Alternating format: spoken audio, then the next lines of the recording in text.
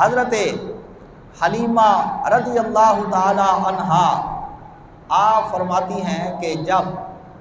مجھے خبر پہنچی کہ ہمارے محلے کی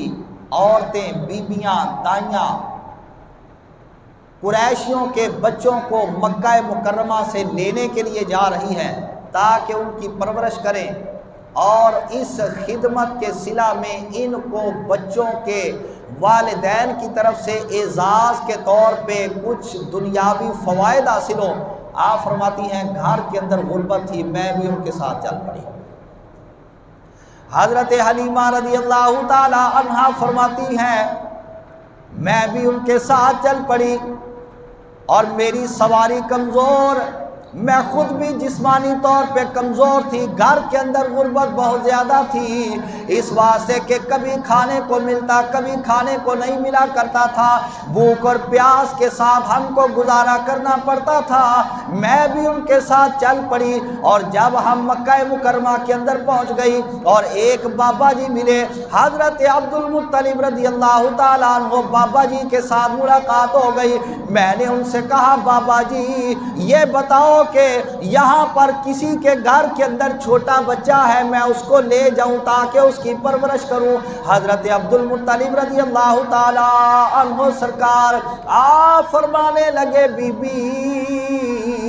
میں بتاتا نہیں، میرے پیچھے پیچھے چلی آ، میرے پیچھے پیچھے چلی آ، جن رستوں کے اندر میں جاؤں گا تو بھی آ جانا، حتیٰ کہ جس دروازے پر میں جاؤں گا تم بھی وہاں پر آ جانا۔ حضرت حلیمہ سعدیہ رضی اللہ تعالی عنہا حضرت عبد المطلب کے پیچھے پیچھے چل پڑی۔ آپ فرماتی ہیں کہ اچانک ایک گلی، ایک موڑ ایسا آ گیا جہاں پر جب میں داخل ہوئی تو مجھ کو اتنی پیاری خوشبو آئی کہ میں نے اس سے پہلے کبھی سونگھی نہ تھی۔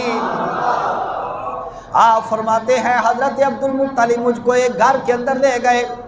حضرت سیدہ آمنہ رضی اللہ تعالیٰ عنہ کے ساتھ گفتگو ہوئی، بات چیت ہوئی، اور میں نے جب اللہ کے پیارے محبوب علیہ السلام کی زیارت کی، آپ آرام فرما رہے تھے، آپ سرکار کی جب میں نے زیارت کی اور اللہ کے پیارے محبوب علیہ السلام نے جب آنکھ کھول کر نظر کرم مجھ پر فرمائی تو آپ فرماتی ہے مجھ کو زمین سے آسمان تک نور ہی نور نظر آ رہا تھا۔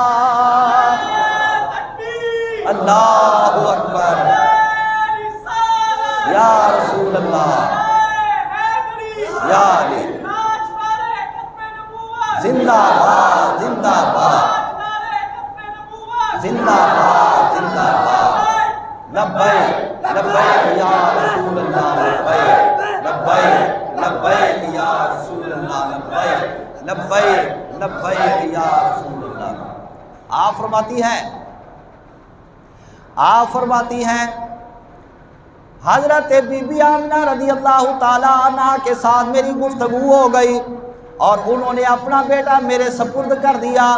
حضرت حلیمہ فرماتی ہیں کہ جب میں خانہ کعبہ کے اندر آئی، رویہ ان حلیمۃ لما اخذته دخلت علی الاصنام فنکس الہبل رأسہ